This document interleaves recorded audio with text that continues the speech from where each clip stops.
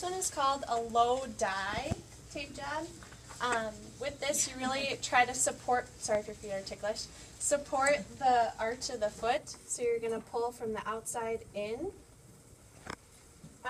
We usually don't use Prev with this tape job because it's hard to adhere the tape to the skin if you do that, because you want this tape to last through sweat all throughout practice, especially wearing in like small shoes like cleats.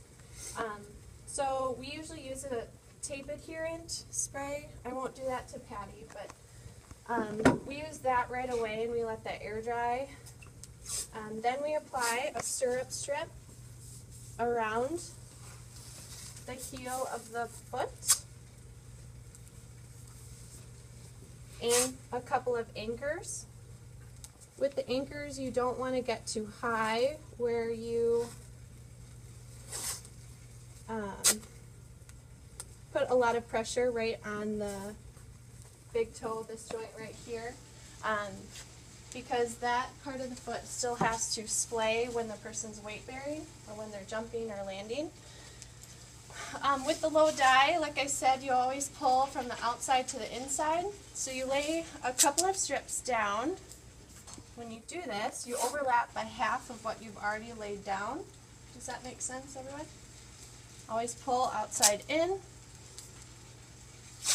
You go all the way down to the bottom of the foot.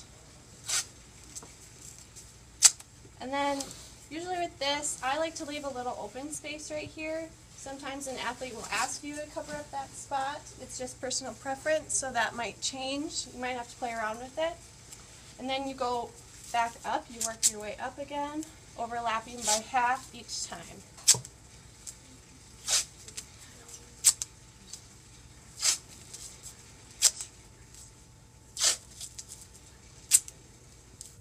Okay, and then you apply a stirrup just to close down all of your tape ends that you have.